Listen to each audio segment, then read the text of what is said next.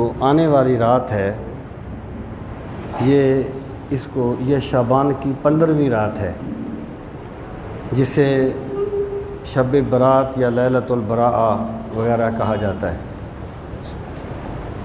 تو افراط و تفریط سے ہٹ کر چند بنیادی باتیں ہمیں ضرور سمجھ لینی چاہیے۔ پہلی بات یہ ہے کہ شب برات کی فضیلت میں کم و بیش کوئی 14 یا 15 صحابہ سے روایات مروی ہیں۔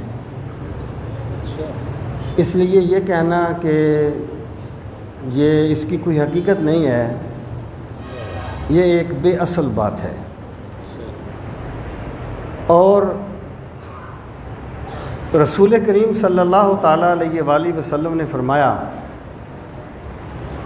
کہ جب شعبان کی 15ویں رات ہوتی ہے تو اللہ تعالیٰ اپنی شان کے مطابق آسمان دنیا پہ تشریف لاتا ہے، کیسی اس کی شان ہے۔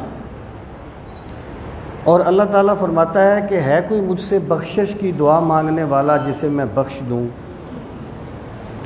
ہے کوئی مجھ سے رزق مانگنے والا جسے میں رزق دوں،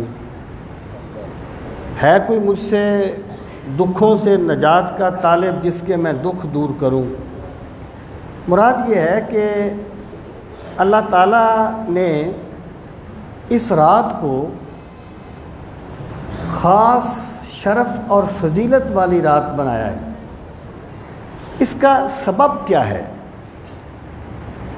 قرآن مجید قرآنی تصریحات کے مطابق لیلۃ القدر میں نازل ہوا۔ شاہ عبد العزیز محدث دہلوی یہ کہتے ہیں کہ یہ جو شب برات ہے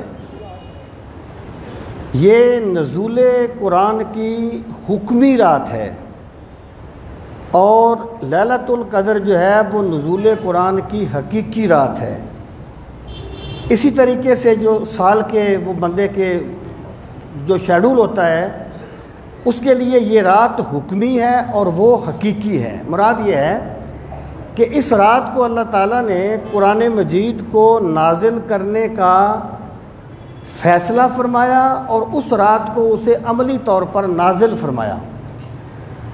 بہرحال کوئی نہ کوئی سبب اس کی فضیلت کا ضرور ہے کہ رسول کریم صلی اللہ تعالیٰ علیہ وآلہ وسلم نے متعدد طریقوں سے اس کی فضیلت کو بیان فرمایا۔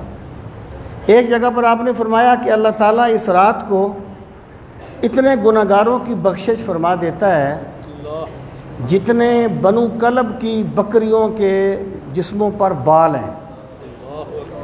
تو یہ جو رات ہے بندے کو ہر وقت ہی بندے کو اللہ کی بارگاہ میں رجوع کرنا چاہیے۔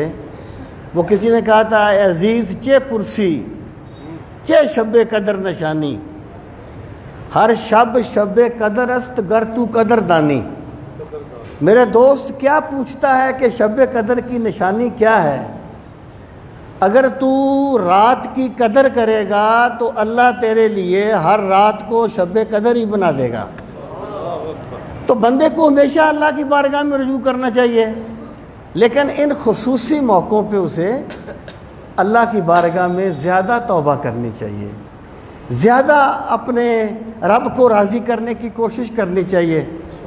اور جو بھی عبادت ہے، یعنی بندہ تلاوت کرے، بندہ نوافل پڑھے، بندہ جو بھی وہ عبادت کرنا چاہتا ہے وہ کوئی نہ کوئی عبادت جو وہ کرنا چاہتا ہے وہ کرے۔ تو قبرستان میں جانا، یعنی ایک تو پرابلم یہ ہے، میں کبھی اس پہ انشاءاللہ تفصیلی کسی پس منظر میں بات کروں گا، کہ لوگوں نے وہ ٹرینڈ اختیار کر لیا جس کی وجہ سے لوگ عبادات سے مزید دور ہوتے گئے، جس کا رزلٹ نیگیٹو نکلا۔ بھئی یار قبرستان میں جانا ہم کب کہتے ہیں کہ فرض ہے؟ تم ہمیں کہو کہ قرآن کی نص قطعی دکھاؤ۔ ہم کب کہتے ہیں کہ نہیں گئے تو تم گمراہ ہو گئے، تم ہم سے کہو حدیث متواتر دکھاؤ۔